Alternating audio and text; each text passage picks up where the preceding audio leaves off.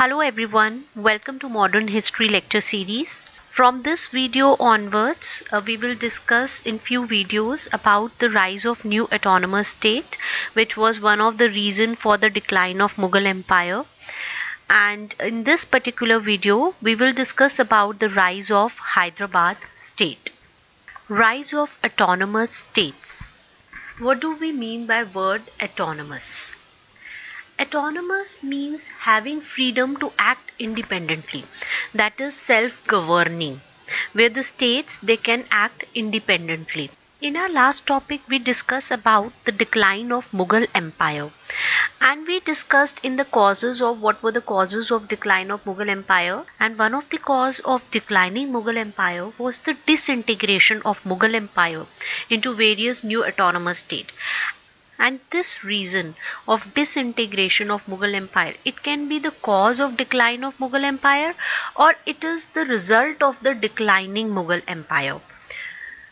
So the disintegration of Mughal Empire, it led to the formation of various independent and semi-independent provinces, and all these independent and semi-independent provinces, they could be divided into major three types.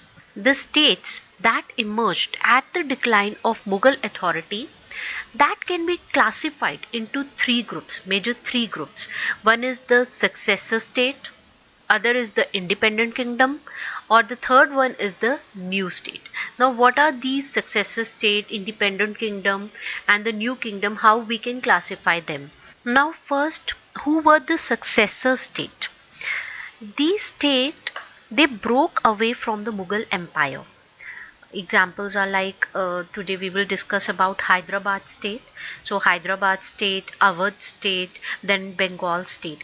Earlier they were part of the Mughal Empire, and even after breaking away for some time, they did not challenge the sovereignty of the Mughal Empire. These states were generally being established by the nobles who used to earlier serve the Mughal Empire, and their hereditary authority later on, it led to the emergence of autonomous states. So these were the successor states like Hyderabad, Awadh, Bengal. Next is the independent kingdoms. Who were these independent kingdoms? They were like Rajputs, Mysore. These states, they came into existence primarily due to destabilization of Mughals over the provinces. In their provinces there was not a stable Mughal control, so because of which these independent kingdom arose, and examples are like Rajputs, Mysore. Third category is the new states. These were set up by the rebels. They rebelled from the Mughal Empire, and because of these rebels, they formed their own independent state like Sikhs, Jats and Marathas. So these were the three groups of the emerging autonomous states: the successor state, independent kingdom and the new state. Among all the emerging autonomous states, it seemed that Marathas will be the next mighty power after the decline of the Mughal Empire. And we discussed about the third battle of Panipat in our last videos. If you have not seen those videos, please see those videos. In those videos we have discussed that how Marathas, they were not able to acquire whole of India, and Marathas, they were the main powerful state, but they were not able to acquire the whole rule over India. We will discuss about Marathas in detail in our coming videos. And then beside Marathas, other powerful states were Hyderabad, and Nizam-Ul-Mulk established Hyderabad. And then there was another state, Mysore, which was being established as a powerful state under Hyder Ali. And after the death of Aurangzeb in northern India, Bengal, Bihar and Odisha, these were the wealthy and powerful states which were formed. Rebel state under Ranjit Singh was formed in 18th century. Ranjit Singh, he acquired area of Punjab and Kashmir and northwest India, and he formed a very powerful state. It was a Sikh state. Various small states were also formed like Karnataka, Ruhelkhand, Kerala and Bharatpur. We will discuss about all these in our coming videos. In Rajasthan, under Rajputs, they tried to establish independent state, but because of various intra-rivalries, they were not able to establish a powerful state. They used to fight among themselves. And during the time of Muhammad Shah, we have also discussed about the time period of Muhammad Shah ruler, the emperor of Mughal Empire. Various new autonomous states arose during his time. Muhammad Shah's time. They were like Bengal under Qilich-Khan, Awadh under Sadat Khan, Hyderabad under Nizam-Ul-Mulk, then Bharatpur and Mathura under Badan Singh, Ganga Yamuna Doab under Rohilas, Farrukhabad under Bangesh Nawab. These all states, they arose during the time of Mughal Emperor Muhammad Shah. Hyderabad state. The founder of Hyderabad state was Qamar-ud-din Khan, who was also known as Asif Jah. His name was Mir Qamar-ud-din Khan Siddiqui, and he was the founder of Asif Jahi dynasty. He established the state of Hyderabad and he ruled it from 1724 to 1748. Qamar-ud-din was given various titles during the rule of various Mughal empires, and like Chin-Qilich-Khan during the rule of Aurangzeb gave this title to Qamar-ud-din, and the title of Nizam-Ul-Mulk was given by Farrukh Siyar, and title of Asif Jah was given by Muhammad Shah.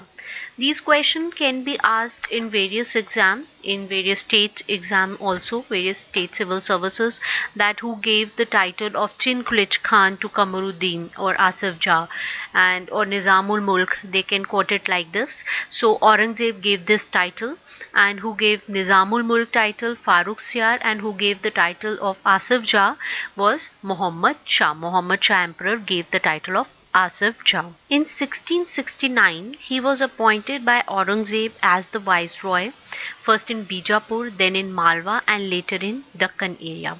And after the death of Aurangzeb, he was appointed as the governor of Awadh by Bahadur Shah. Bahadur Shah was the successor of Aurangzeb. When Qamar-ud-din started ruling over the state of Hyderabad state, this was the area in 1724 of Hyderabad. So after the death of Aurangzeb, we have discussed that Aurangzeb's son, they fought for the throne. There was a war of succession among the sons of Aurangzeb, and Nizam-Ul-Mulk or Qamar-ud-din or Asif Jah or Chin-Qilich-Khan, he didn't participated in this war of succession. But after the death of Bahadur Shah in 1712, again war of succession took place, in which Nizam-Ul-Mulk, he sided with Farrukh Siyar.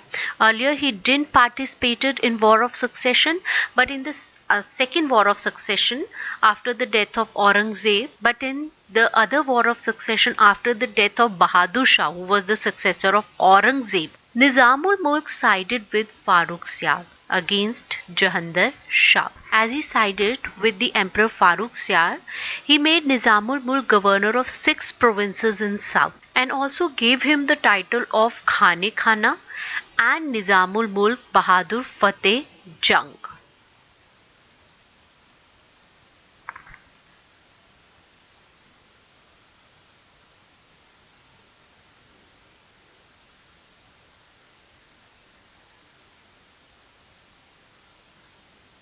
And also gave him the title of Khane-Khana and Bahadur Fateh Jung.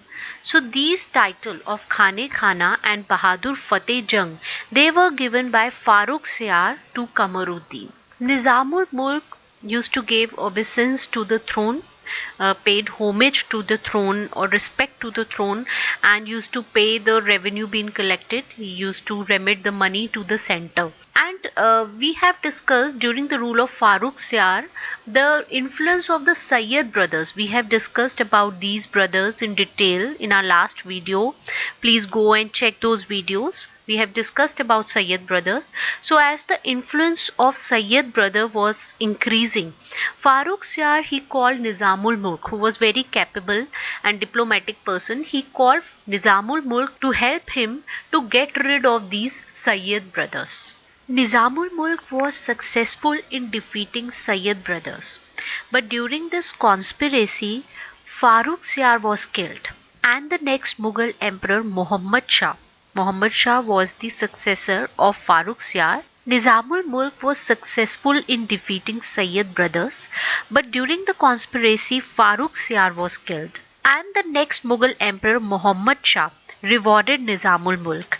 He rewarded him with the post of Diwan, that is Prime Minister, in the court of Muhammad Shah. But we have already discussed that he was not happy with the suspicious nature of emperor. He decided to pursue his own dreams, and though he was very efficient, noble, and he tried to reform the administration as well. But at last, when he saw the overall state of the administration and so much of diplomacy going on, so much of conspiracies going on in the court, at last he decided to leave the empire and emperor to their fate, and he marched towards Deccan to pursue his own dreams. In 1723, he gave false reasons of stopping attacks of Marathas in Gujarat to the emperor, and he went to Deccan. But emperor was of suspicious nature, so he was doubtful of the exact reasons why he went to Deccan.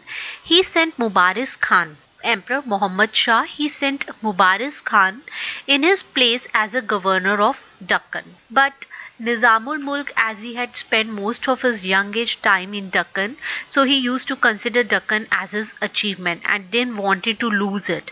And for this, his presence in Deccan was very important.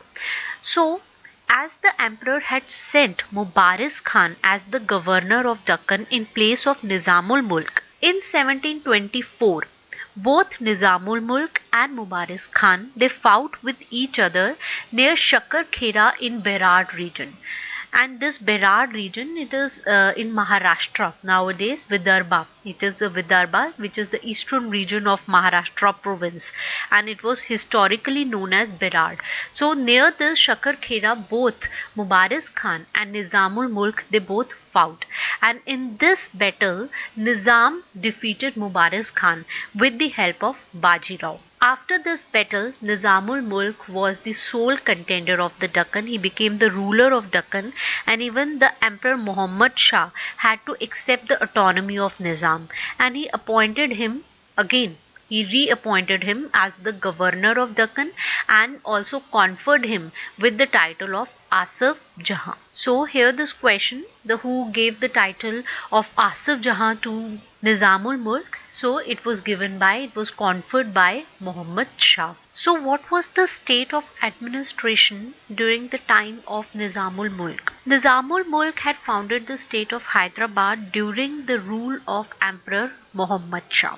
He was very secular in his outlook, that he was not Orthodox Muslim. And the example for this is that he appointed a Hindu, Puran Chand, as his chief diwan, his prime minister. So see, he had made an autonomous state and had appointed all the officials just like the Mughal emperor had appointed, like they had their chief diwan. Similarly, in the state of Hyderabad also there was a chief diwan. So all the nobles and ministers, they were appointed as a autonomous state appoints. So he appointed a Hindu, Puran Chand, as his diwan. Diwan is like a prime minister post. And Nizam-ul-Mulk, he was very diplomatic. He didn't wanted both Mughal and Marathas to get that powerful so that they can become a danger for his own state. From 1721 to 1727, Nizam and Marathas, they had a very distorted relation, and because of these distorted relation, Nizam was very doubtful of Marathas, as Marathas' influence was increasing over Malwa and Gujarat, and he did not wanted Marathas to be threat for his own state. So when Marathas, they were in Karnataka with his army under the leadership of Baji Rao, Nizam opposed them.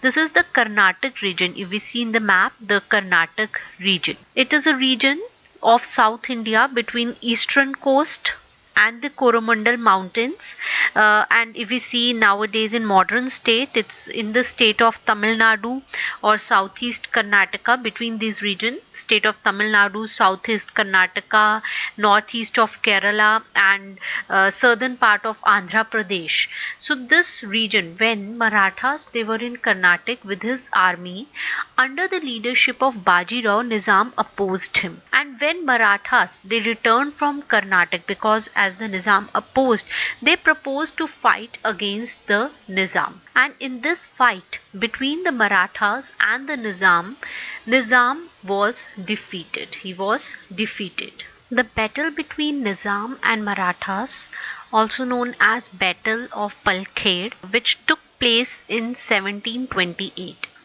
And in this battle Nizam was defeated. Now what was the reason of this battle? As Nizam was very diplomatic, he tried to use the growing polarization in the Marathas, and this polarization was due to the claim of title of king by both Shahu and Shambhaji of Kolhapur, and Nizam started supporting Shambhaji faction, and which enraged Shahu, as Shahu was proclaimed as king, and Nizam further decided to halt the chauth which was given by many landowners of Deccan to the Marathas. So in this battle Nizam was defeated and he had to sign the Treaty of Munji Shivgaon. Munji, it's a village in Maharashtra, and he had to agree to Shahu and promise not to give any kind of support to Shambhaji of Kolhapur. And this treaty made Marathas most powerful in Deccan region.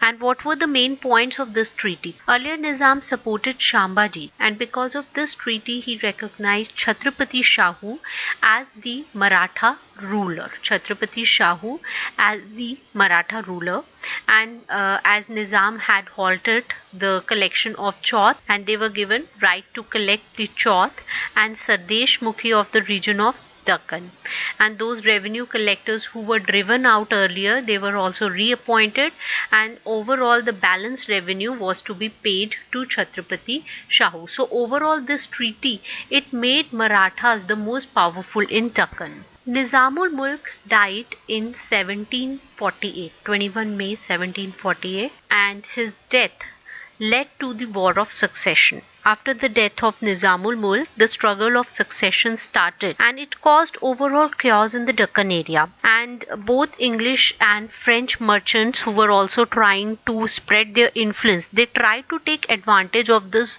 chaos and confusion situation in the Deccan area. After his death, his son Nasir Jung and nephew Muzaffar Jung, they fought for the throne. And as the English and French, they tried to take the advantage of the situation, Muzaffar Jung, he was backed by the governor of Pondicherry, Dupleix. Dupleix, he was from a French side, and Nasir was supported by English. So Muzaffar Jung was supported by Dupleix, was supported by French, and Nasir by English. So in this War of Succession in 1750, Nasir died. And with the help of Dupleix, Muzaffar Jung became the governor of Deccan area. As I told in the last slide that Muzaffar Jung was backed by Dupleix and Nasir was backed by English. So in this War of Succession in 1758, Nasir died and Muzaffar Jung became the governor of Deccan area. So in 1748, Nizam-Ul-Mulk had died, and after 2 years of his death, his successor became Muzaffar Jung. And as Muzaffar Jung, when he became the governor of Deccan with the help of Dupleix, he gifted Dupleix the governor of area of south of Krishna river. and French, they got areas near Pondicherry and commercial area of Masulipatam, which was very important commercial area of that time. You can see in this map where this Masulipatam was, and it is also known as Machilipatnam.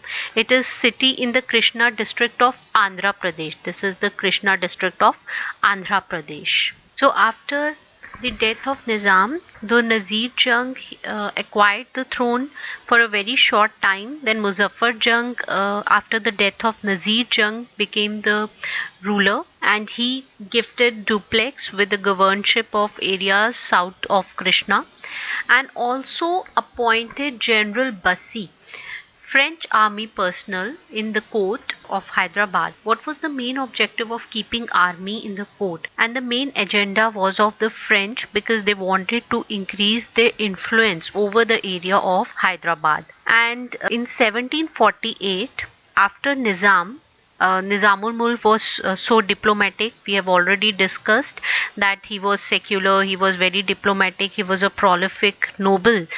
But after him, there were no successor, just like as in Mughals after Aurangzeb, there were no successor so capable to keep a powerful state of Hyderabad intact.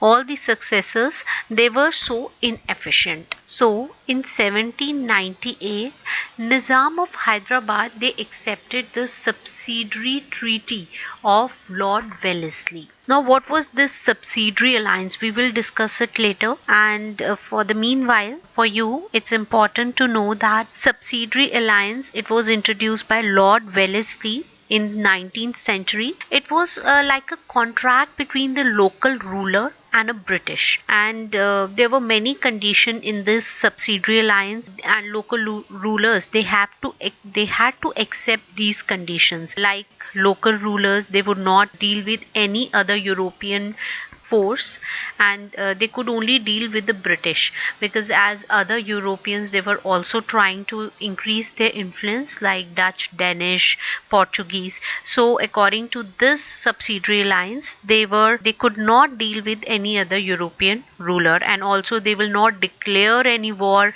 without asking the British. And these were few of the conditions. We will discuss about this Subsidiary Alliance when we will discuss about the policies of the Britishers, and especially when we will discuss about Lord Wellesley. And Hyderabad was the first Indian state. It was the first Indian state to accept Subsidiary Alliance of Wellesley. So in this topic, our main aim was to discuss that how Hyderabad state, it became a new autonomous state during the rule of the Mughal Empire.